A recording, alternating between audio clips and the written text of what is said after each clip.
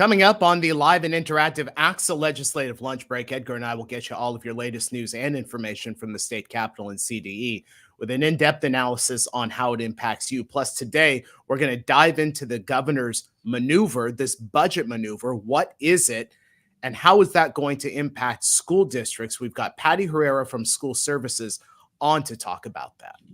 The ACSA Legislative Lunch Break starts now.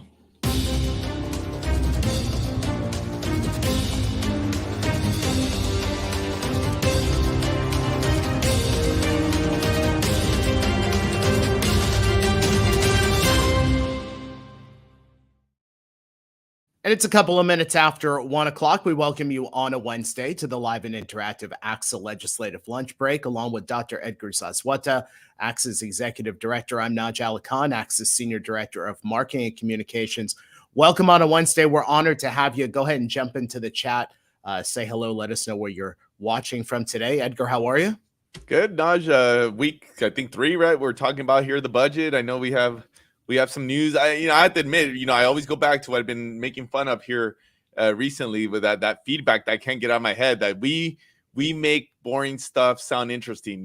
When we're talking about Prop 98 and all the maneuvers there, I don't even pretend to really understand this stuff. That's why I rely on the Dr. Patti Herreras of the world to really walk us through this. So I'm looking forward to seeing if this interesting, complex stuff, I won't call it boring, we could make it interesting. But yeah, hey, we have our friends at School Services again. I know it's John, now Patty.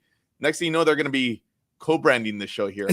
Seriously, I did tell some members of that School Services team they're not allowed to come on the show, but that's a whole different story. We will not get into right now. That's a totally different story. Totally different story. Looking forward to our conversation today. Yeah, absolutely. I will tell you that we did the math this week, Edgar, and this is show 149 that we have done here. So we're about to hit 150. So I feel like we're going to have to go big for 150. It better be a good one for our 150th. Yeah, right? It's amazing that we started this show May 2020 when our members needed so much information at that time at the start of the pandemic. I love those clips when we always show some of those early stories. No, Michael, don't show it. Don't show anything related. I know. Every time I recollect, then it pops on the screen. But I do remember the camera was a little askew, and we thought we were doing great. Absolutely, and we were so much younger back then too. Yes, sure. that I feel.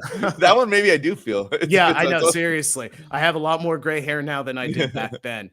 Jason Angle, first one on the chat today, and Jason beat Sheldon Smith, and we know when we're talking budget, when we're talking business, Sheldon is always going to be there. But Sheldon, you're number 2 on the chat today. Jason Mary wants legislative lunch break reruns, like old school when people used to actually watch TV and you watch reruns. But I'm sure there's a way to go back and watch all those shows. I know they're on our channels. Yeah, they are. Yes, absolutely. And that very first show got 35 views. So we've already beaten that 149 shows later. Let's give some news headlines right off the top, and then we'll get to our guest. Edgar, as you know, this week, lawmakers released hundreds of bills from the suspense file into appropriations. These bills have a fiscal impact on the state, and several of them have implications on the work you're doing. EdSource listed out a few of them, including requiring schools to create safety plans that include active shooter drills, one mandating that board members have training in K-12 education governance, and one that would require students to attend 1 year of kindergarten before first grade. We'll monitor those proposed bills, but that gives us an opportunity to talk about another bill. This is a parental notification bill. We've talked a lot about this on this show, Edgar, about student rights, parental notification, this battle happening in several California public school districts, where districts are passing policies that would force educators to notify parents if their child identifies as a gender that is different from their school records. A state assemblyman is trying to use legislation to prevent school districts from establishing such policies. Assembly Bill 1955, it's authored by Chris Ward of San Diego, contains 3 major pieces of three major pieces according to the Sacramento Bee. It says that districts are prohibited from enacting forced outing policies of LGBTQ students.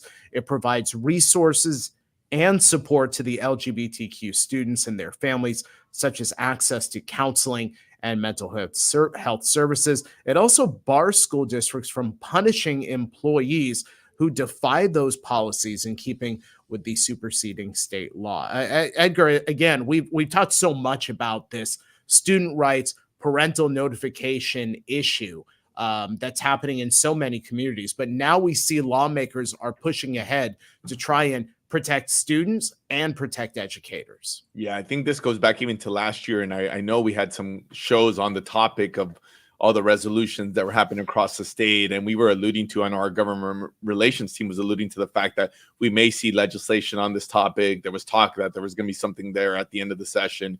Finally, I would say almost a year later, we're actually seeing some of this. So I think from the ACSA perspective, goes without saying that the spirit of it, of protecting student rights, finding this balance, right, of where do we keep parents informed and involved to the benefit of their students, but also not putting young people in precarious situations where in some of these cases their safety could be compromised. And so I think what we're at is this what we did hear that this was going to be coming. We got a heads up from the LGBTQ caucus that they were going to be authoring something. I know our team's going to be digging into this, getting some feedback from our members. While we always know that oftentimes the legislation, it's not just about the intent. What are the particulars of this? How is this going to work in practice? Devil's in the details, if you will. So we're going through our process, but I know it's going to be something we're definitely going to be engaged on and talking about as we move forward. Yeah, you know what? It's funny that you once again, you mentioned devil in the details because as we mentioned, those bills that came out of appropriations, it'll be interesting to see the fiscal piece to some of those. But we're happy to see lawmakers doing something to support students and support educators as well. Now, let's switch over to talk about the budget and this budget maneuver that the governor is coming out with. Now, CTA and CSBA are threatening legal action against that strategy to fix the budget gap that's impacting the state's public schools and community colleges. It's a budget maneuver, as we said, involving Prop 98. CTA President David Goldberg called this maneuver, quote, an outright assault on public school funding. ACSA is opposed to the governor's plan, but it's important to get down to the details of what it could mean for public education and for students. When asked during the May revision, the governor was asked specifically about the budget maneuver. I want to maintain the commitments in terms of the investments we've made, which I think are incredibly important. I don't want to see thousands and thousands of pink slips go out. I don't want to see the disruption in the system. All right. So that gives us an opportunity to welcome our guest today. Patti Herrera is the Executive Vice President of School Services of California, broadcasting today live from Hollister, California, right in the central portion of this state. Patti, it's great to have you back here on the ACSA Legislative Lunch Break. I just want to dive right into the specifics here. All of our viewers know Prop 98, dependent on the performance of the economy and state revenues. We know that the tax filing deadlines were changed, and so the 23-24 budget was passed without those exact economic figures that we need, and now the numbers aren't matching up. So let's first talk about what the governor just said, and then could lawmakers have seen this problem on the horizon? Yeah, I'm not quite sure that I understand what the governor said in response to his question about the maneuver, about maintaining commitments to education. I think he was trying to signal that his maneuver is protecting education from cuts, but alternative evaluations or analysis of the maneuver would suggest otherwise. And that's why our friends in the California Teachers Association and the School Boards Association are threatening a lawsuit, because if we were to follow the constitutional requirements of Proposition 98, education funding would be at much higher levels in 23-24 and 24-25 than what the governor is estimating them to be in his May revision, and also what he had measured them to be back in January. And so I think it's a matter of how you look at it. And with all due respect to Governor Newsom, I wouldn't I would disagree with his characteristic of what the maneuver does. With respect to, could the state legislature and the governor predicted that 22 tax revenues were not going to come in as estimated, which is, for those of you who might not remember, personal income and corporation taxes came in $26 billion below their estimates from last June, when they finally came in on November 16th. And I would say this, Naj and Edgar, like, yeah, I saw it coming. I mean, just to be really honest with you, and you guys might remember that, we always do this school finance conference in July when the budget is enacted. And we said at the time, this is the riskiest budget in a decade, because of not just having to pass a budget with that blindfold on, but we also knew that the revenue estimates in it were aggressive. The reason why we knew they were aggressive is because you just needed to look at the stock market, how the stock market was performing in the middle of 2022, and it didn't even recover until the end of 2023. Like, that was going to tell you, that told you, it foretold what was going to happen with personal income taxes and corporation taxes. We saw that coming, and we because of that, at the time, we really believed that the governor's estimates, which ultimately the state relied on to build their budget, were too aggressive. Patti, thanks again for helping us out here, trying to make sense of a complex situation. Just to underscore what Naj said at the get-go, I mean, ACSA, we're right there with the California Teachers Association and CSBA in terms of expressing our concern and opposition, just to the maneuver. But I think with that said, I know we jumped right in and got right into it. I think what I always appreciate about you is kind of taking that step back and give us the nuts and bolts, right? Like, Prop 90 is a really confusing piece, even year to year. And even our reaction to the budget early on was like, okay, it could have been worse. And, that we weren't sure what to expect. Hence what you were talking about right now in terms of your guys' conference there at the beginning of the year. But then when we started really digging into this, I think this is where it did raise some questions. So maybe if you could just walk us, what are we talking about here with this maneuver? And I know Helio, if you want to throw that in, Helio's talking about how does this compare to maybe some of the other strategies that the administration has used in years past when we've had an economic downturn. Yeah, I will say that we've adopted the term maneuver since the LAO was coming out and it analyzed the governor's treatment of, how do we address the issue of how do we address the fact that back in June, the state gave us $8.8 billion more than what the constitutional calculation of the minimum guarantee was when we revised revenues. And we've talked about it as a maneuver, but if you read the Constitution and you are understanding what the governor is proposing to do, which I'll take you through in just a minute, in days past, in years past, we would have referred to it as a manipulation of Proposition 98.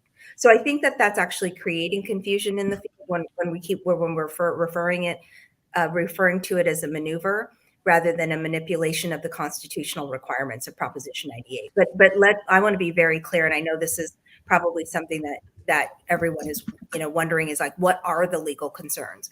The legal concerns over the governor's maneuver is that it is not following the constitutional requirements of Prop 98. But let's just rewind just a little bit, and I'll share with you guys sort of what the governor's maneuver is, why he's proposing it, and then we can talk about the impacts of that. So basically what the governor's maneuver is doing is he's saying, oh gosh, you guys, we gave you in June $8.8 billion than what the Constitution would have required of us had we gotten the revenues right? Had we gotten the revenues right back in June, we would have given you $8.8 billion less.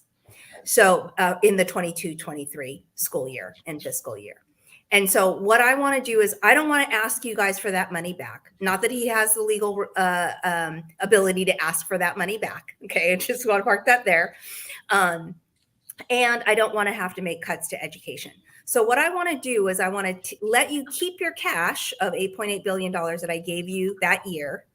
And I want to take it off the state's books. because we can't afford an $8.8 billion appropriation to education above the constitutional minimum guarantee in 22-23, because we didn't get the $26 billion that we thought we were going to get. So I'm going to take it off the books. So, and then what I'm going to do beginning in 25-26 is I'm going to put it back on the books for the state's purposes in increments of $1.8 billion in those years. So because we don't have the budget capacity to account for the $8 billion in what we call the budget window, right? Which is the 3-year window, prior year, current year, budget year. And so they had to reach out to 25-26 to start accounting for it, in the hopes that state revenues, beginning in those years, start to grow to be able to deal with the capacity of $1.8 billion a year. If that makes sense. Does that make sense to folks? Okay, that's what the governor is proposing to do.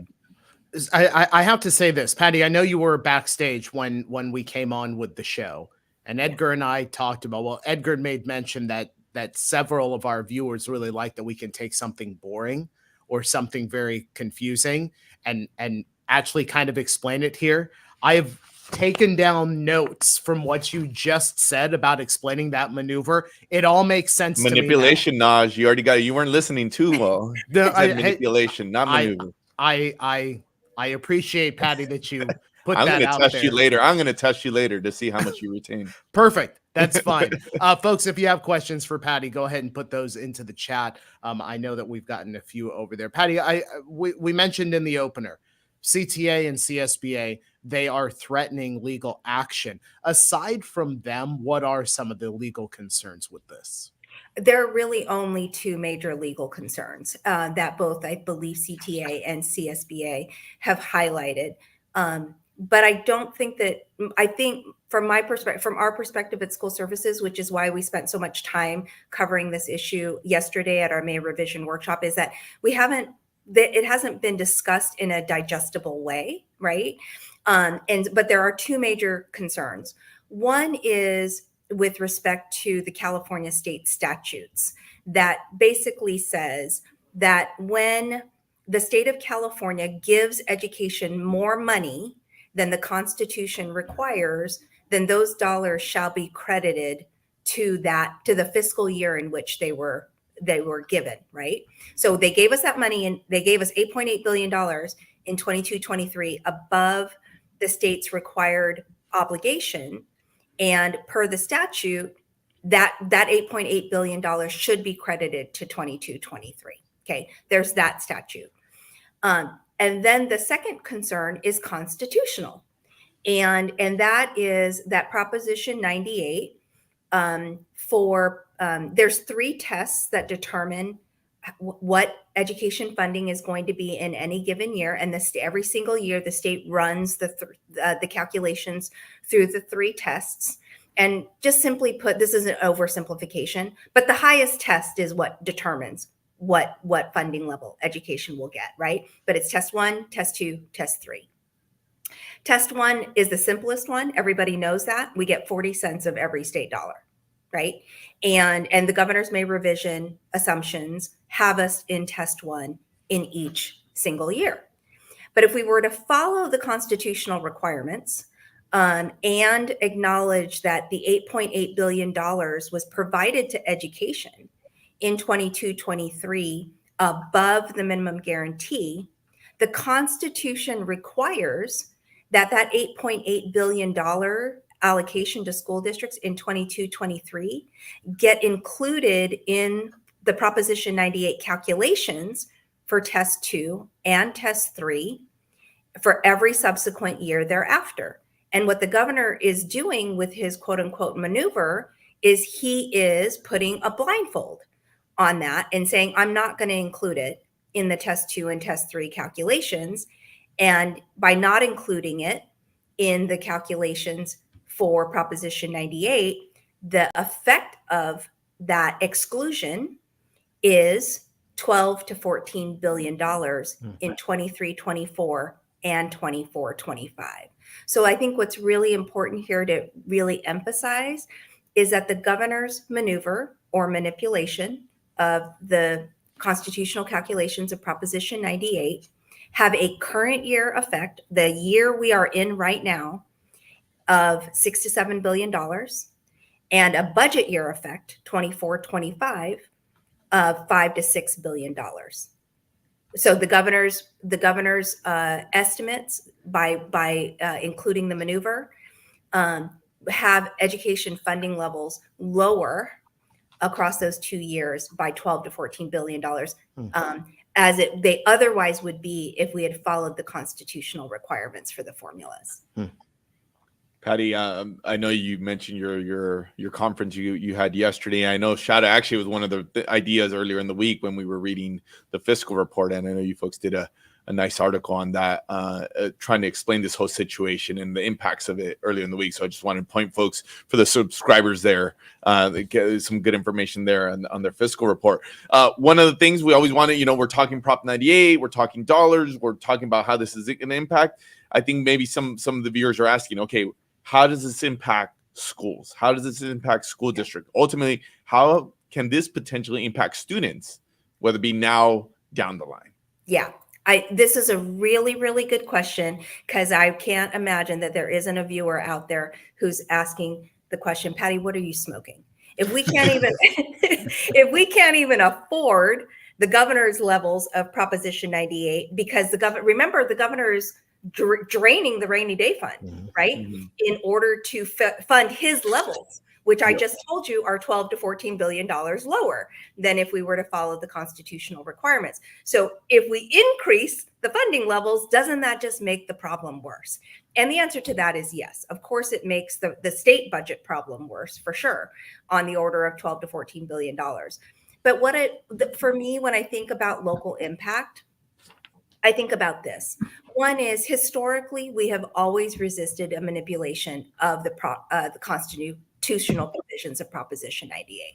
If we tolerate them not following the state constitution now, what precedent are we setting for the future of education funding and our guarantee? We fought really, really hard to get this guarantee of minimum funding in our laws, right?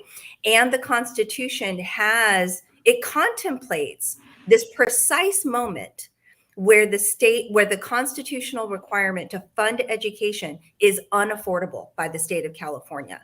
And that the solution in the Constitution is for the state of California to suspend the guarantee, right? They say they provide an authority to the legislature and the governor to fund us lower than the guarantee whenever the state can't afford it, which they've done in the past twice, and I think twice, maybe 3 times. But what importantly, when they suspend the guarantee, it keeps the money like in the books. We get to track it, and they have to pay us back legally. They're required to pay us back to that higher level of funding had the state had the capacity to fund us then. It's called maintenance factor. Don't get wrapped up on the term, but it's repayment to education, and we get to track it. The governor's maneuver, we're not tracking anything, right?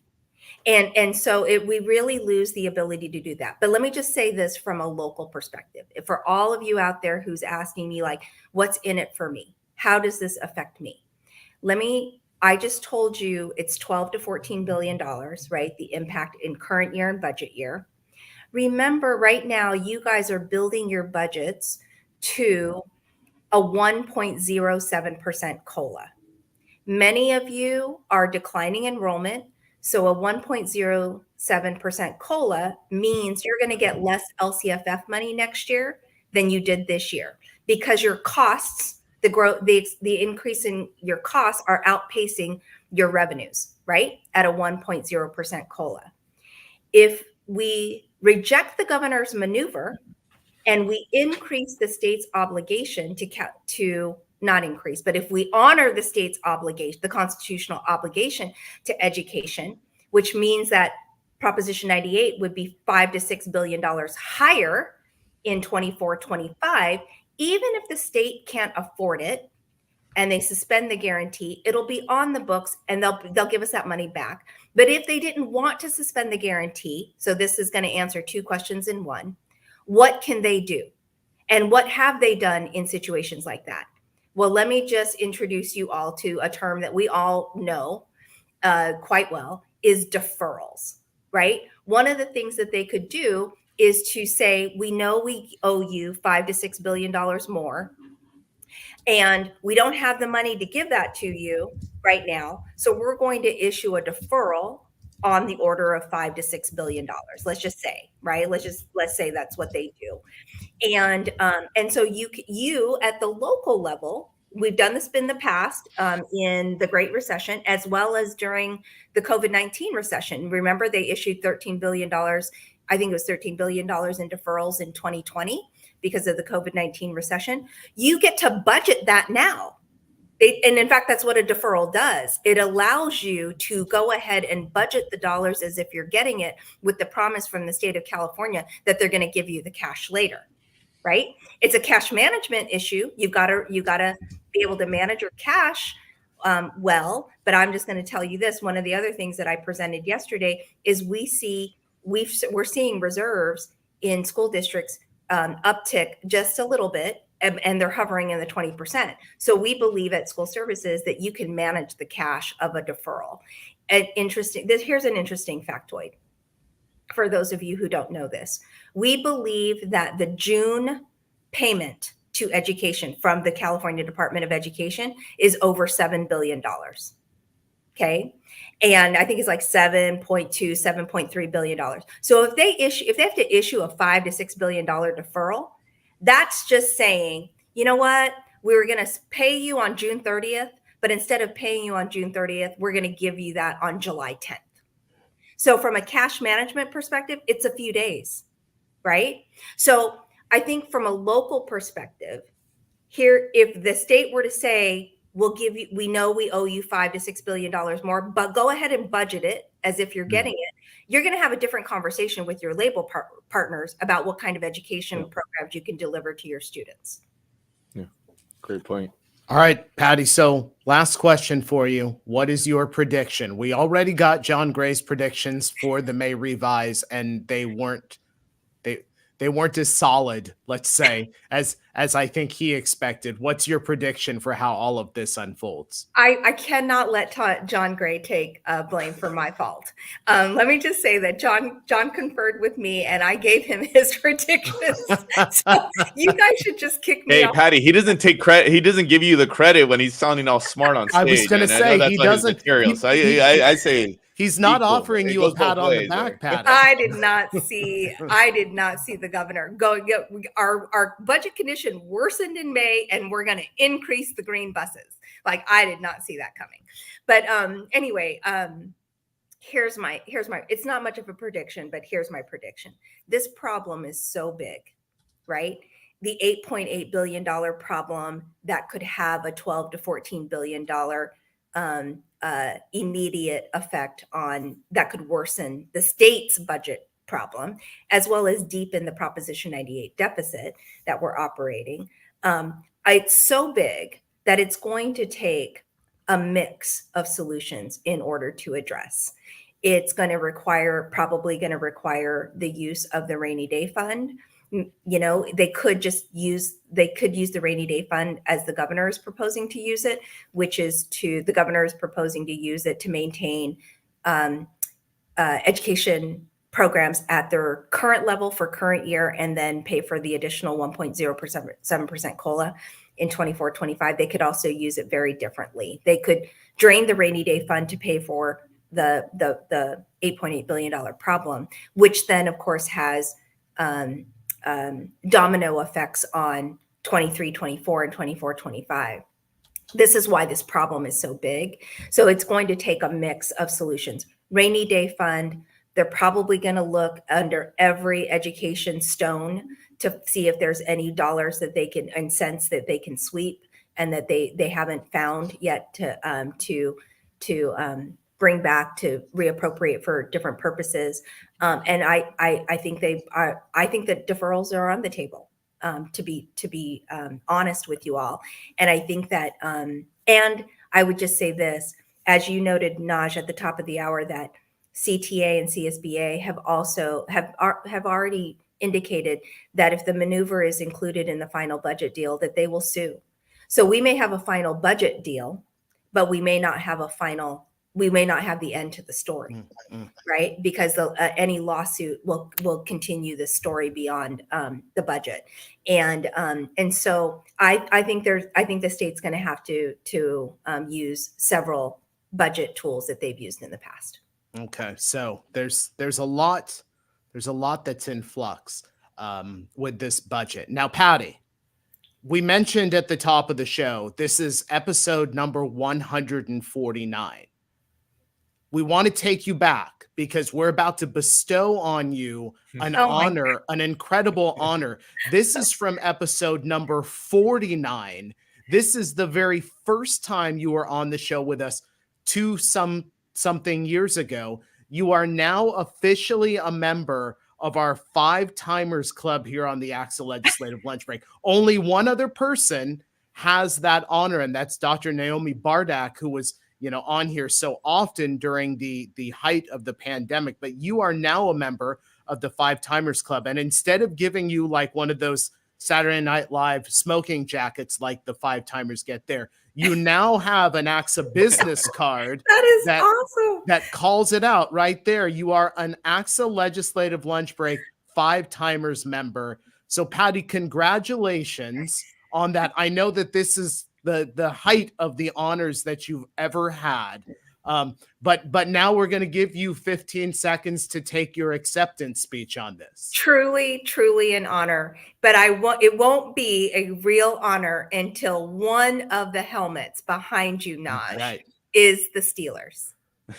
Okay, so if you invite me back again, you better have a Steelers helmet behind you. I'll keep that. Edgar, let's put that in the budget. We're doing the budget right now. We're going to have to make sure we get that taken care of. Tough times. You didn't hear the message? Tough times right now. I don't know. All right. Patti Herrera, Executive Vice President from School Services of California. Patti, thanks so much for being with us today. Thanks, guys. Thanks. All right. So if you like what you've seen on the ACSA Legislative Lunch Break, we invite you to like us on Facebook, to subscribe to us on YouTube. When you do that, you'll get instant updates when Edgar and I are about to come on live with breaking news. And then, of course, reminders when we have our normal Wednesday show. And if you have great stories happening in your school district, we want to tell your stories. And EdCal sends your talking points, your bullet points, your photos to our EdCal editor, Michelle Carl, at mcarl@axa.org. Also, don't forget, if you're on the move and you can't watch the ACSA Legislative Lunch Break, we are now available also as a podcast. You can download that from Apple and from Spotify and any of these platforms that are out there. Edgar is a huge podcast guy. I don't know, Edgar, if after you do the show, if you go back and listen to the show. But only my parts. I fast forward your parts, Naj, and I just go to what I'm saying. So Patti, let's just wrap this up. Patti gave a few different items. It seems to me like there are a lot of pieces to this puzzle that are going to have to get together and be connected up for us to get to the point where we have a balanced budget. Yeah, ultimately, I love what Patti said, and we've been asked this question because we're on the other side of this. We're joining forces there with CTA and CSBA. We have the same concerns, and we're trying to think about the big picture. We do get asked, okay, well, what's their solution? What do you want us to do, right? And I think Patti laid out quite nicely what the options of the state are. It's not our job, frankly, to fix all those problems for the state. We're trying to recite, hey, here's what we're worried about. Here are some pieces, right? And I think that's what we're going to be watching for. Hopefully this is going to turn into a negotiation. As Patti also said, if the state does double down and finalizes the budget with the manipulation in there, then it is definitely going to be continued, given, some of our friends there in the organizations have already stated that this will end up in the court. So a lot to tune in for, a lot to look at here in the next couple of weeks, and then possibly beyond. Yeah, it's going to be an interesting summer when it comes to the budget. That's for sure. Folks, thank you so much for joining us here on the ACSA Legislative Lunch Break. Remember, we are live and interactive Wednesdays here on ACSA Facebook and ACSA YouTube. Have a great rest of the day and rest of the week, and we'll see you next time.